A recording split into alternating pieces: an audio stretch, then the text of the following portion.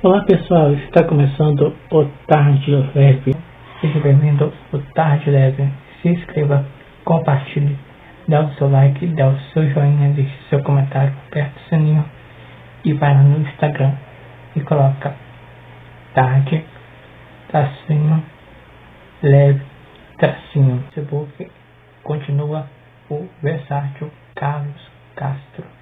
No YouTube é Tarde Leve. Certo?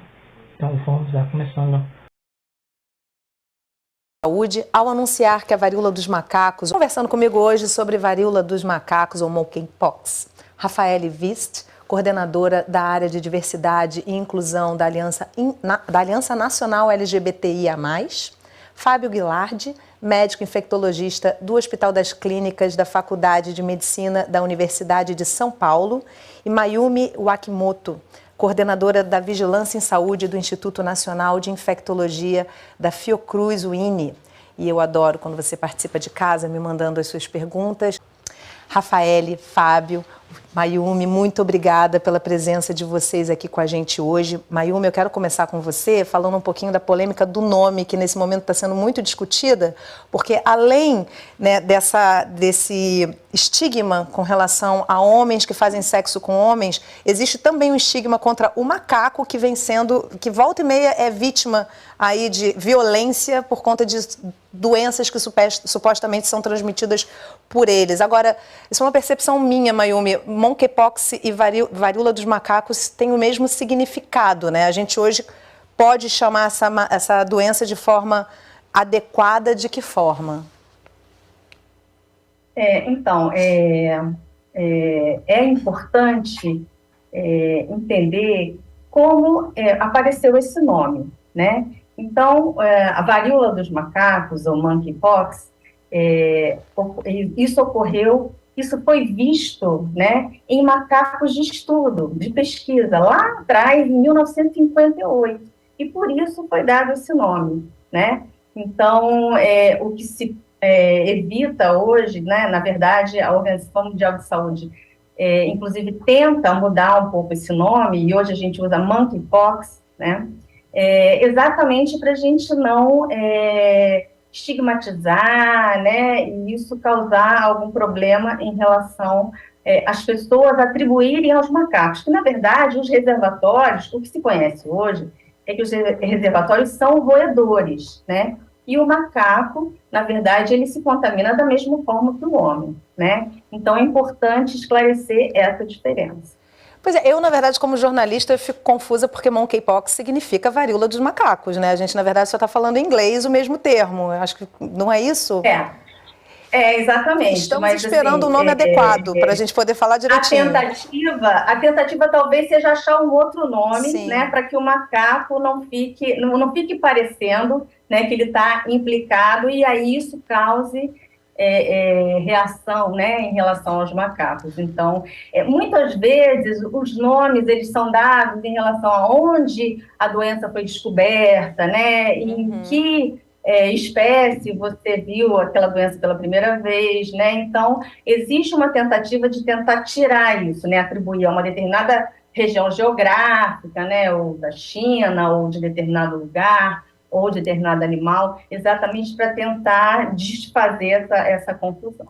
A discussão de termos, Rafaele, ela é sempre importante, né? Vocês da comunidade LGBTIA+, sabem disso. Só o fato da gente parar para pensar, não é varíola do macaco, é uma outra coisa. Pensar nessa origem, na hora que a gente para pensar nesse termo, já é um exercício importante. E a gente está vendo mais uma vez essa população sendo vítima de um estigma. Eu queria saber como é que chegou para essa comunidade a fala do diretor da OMS, Tedros Adhanom. Bom, gente, bom dia a todas as pessoas. Olha, para a gente causou uma certa surpresa, principalmente entendendo toda a posição da própria OMS nos últimos quase que 10 anos. A Organização Pan-Americana de Saúde vem atuando fortemente para quebrar os estigmas, principalmente nas populações chaves da comunidade LGBT, mas também de profissionais do sexo femininas, usuários de droga, pessoas em situação de rua e assim por diante.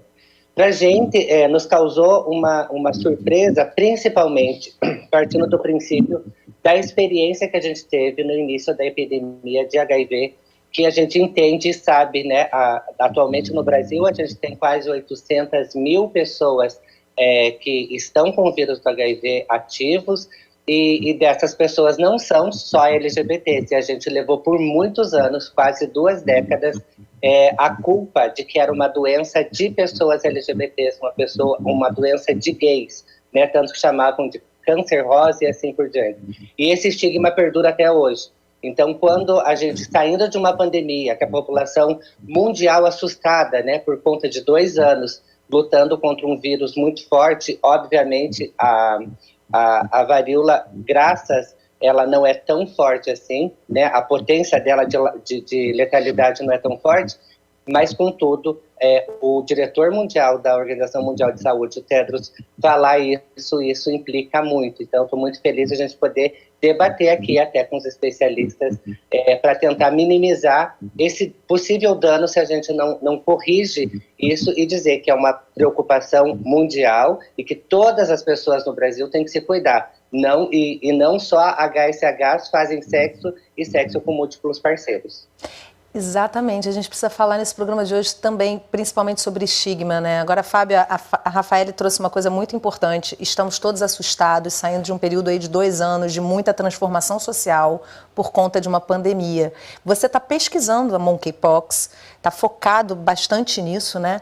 Queria que você me dissesse qual o panorama que vocês veem aí estudando essa doença e até que ponto a gente precisa se preocupar, porque também nessa fala do Tedros Adhanom, ele fala de uma emergência internacional em saúde, estamos todos em alerta, gravidade nível 3, então em que momento estamos e qual é o nível de preocupação para quem está pesquisando essa doença? Bom dia, obrigado pelo espaço, acho que a fala da Rafael é super importante, né?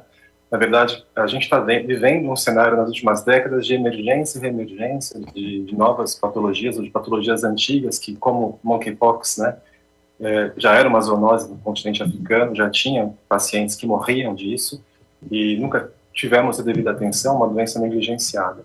E agora, por N motivos, ela volta à tona, volta à vista pública, e entrando por um nicho de transmissão inicialmente por relação sexual, mas como a gente já sabe por estudo, presença de vírus em sêmen, presença de vírus em orofaringe, urina, pele, então assim, são inúmeras vias de transmissão possíveis.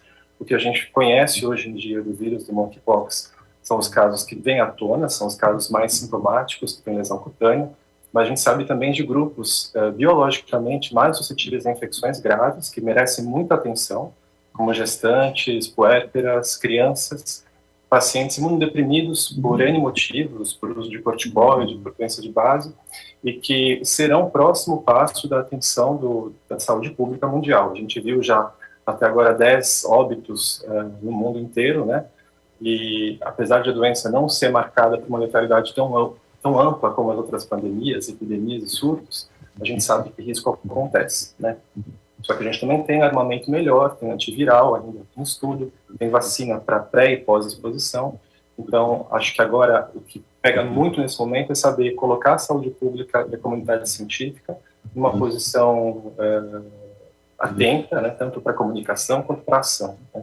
Acho que a gente pode evitar danos maiores tanto para comunidades LGBTQIA+, quanto para a população em geral, pessoas vulneráveis e excluídas, se a gente souber comunicar melhor e colocar o que a gente tem disponível para tratamento e terapia preventiva, profilática, em uso, né? Falar de prevenção, né, de cuidado, de se cuidar para a gente realmente poder fortalecer o nosso sistema imune, porque é uma doença atrás da outra e a gente... Pelo menos 2 escapes desse vírus da África, no ano de 1970 e depois em 2003. E uma das vezes, 2003, foi com a exportação do reservatório animal original do vírus do macaco, que é o rato do Gabão.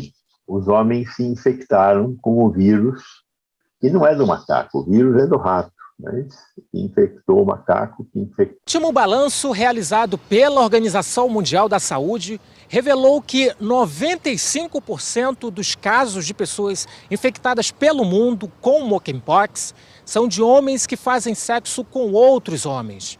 A organização também fez uma recomendação para que essas pessoas reduzam os números de parceiros e de relações sexuais. O assunto está causando preocupação entre integrantes e representantes das comunidades LGBTQIA+. A repercussão em torno do estigma preocupa lideranças de movimentos sociais. Justamente pensar num outro termo, se é que esse novo termo vai pegar, né, Mayumi? Porque às vezes mais percepções nas ruas também, sintomas, orientações, tratamentos. Vamos ver nas ruas o que se sabe sobre a varíola dos macacos ou a monkeypox. O senhor sabe quais são os sintomas? Os sintomas, eu não recordo. Eu sei que são aquelas plaquinhas que aparecem na pele, febre, se eu não me engano, dor de cabeça, hemorragia. Acho que é isso. Sabe como é que se faz para tratar a doença? Também não. Acho que é distanciamento também e isolamento dos contaminados. Acho que é isso. Máscara também, eu não sabia. Mas eu sei que o contato é importante evitar.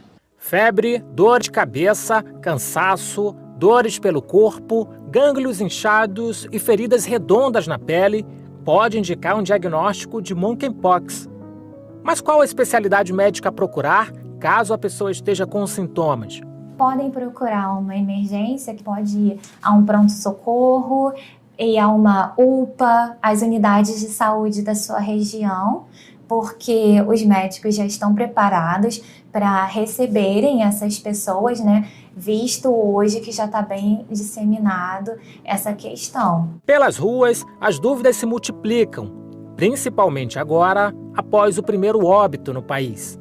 Algo que eu fiquei assustada é que as informações iniciais eram que ela acontecia, mas não era fatal. Isso me deixou assustada, porque, enfim, parece que é uma coisa que, embora já aconteceu, ainda se está aprendendo depois dessa informação, entendeu? Consideramos os casos aqui no Brasil como surto. Ou seja, ainda não é uma pandemia, que tem gente que está falando que é uma pandemia, endemia. Não, são surtos que são o quê? Casos pontuais em um determinado tempo com elevado número em diferentes regiões. A gente ainda não tem em todo o mundo muitos casos. A gente tem visto que no início ninguém conseguia falar, não é transmitido necessariamente por via sexual. Hoje a gente já percebe que sim, ela é transmitida por via sexual. Pode ou não ter anticorpos. A nossa produção de anticorpos, ela é renovada conforme você tem contato com a infecção. Se você não tem contato com aquela doença, com aquele vírus por um longo período de tempo, eu não posso garantir que você ainda tenha anticorpos. Então a gente precisaria fazer um teste para ver se essas pessoas têm anticorpos ou não. Eu acredito, pela minha experiência, que boa parte da população não teria mais anticorpos. Com a gente. E obrigada a você que acompanhou o programa de hoje, você que participou aqui pelo Canal Saúde ou um dos nossos canais parceiros. Se quiser compartilhar essa conversa, entra no site do Canal Saúde, lá você encontra um acervo com toda a nossa programação, lembrando que é uma programação feita por um canal público de TV, pode ser compartilhado, pode ser repostado, e é importante que você compartilhe essa conversa para esclarecer todo tipo de dúvida. E não esquece que toda semana a gente tem um assunto relevante para dividir com você, então eu te espero no próximo programa. Até lá!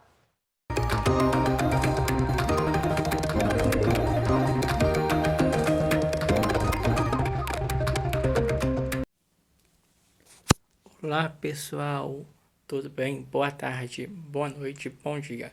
Eu sou Carlos Castro, sou do YouTube, do canal Tarde Leve no YouTube. Isso, basta você escrever na pesquisa Tarde Leve e vai aparecer mais de 305 vídeos para você, porque todos os dias tem um conteúdo novo para você. Isso, então se inscreva, dá o seu like, dá o seu joinha, deixe seu comentário e deixe o seu like. e vamos compartilhando com várias pessoas que têm Tarde Leve comigo, Carlos Castro. Isso mesmo. Eu quero perguntar para vocês o que vocês estão achando dos conteúdos. Isso, e vai ter conteúdos, vídeos novos mais ainda para você. Então, tem o Facebook. O Facebook é Versátil Carlos Castro. E o Instagram é Tarde-Leve-. Dá uma passada lá no Instagram. Me segue no Instagram pra gente chegar inscrito lá também no Instagram, tá certo? Instagram. Eu vou deixar o Instagram por aqui nos vídeos ou por aqui por baixo.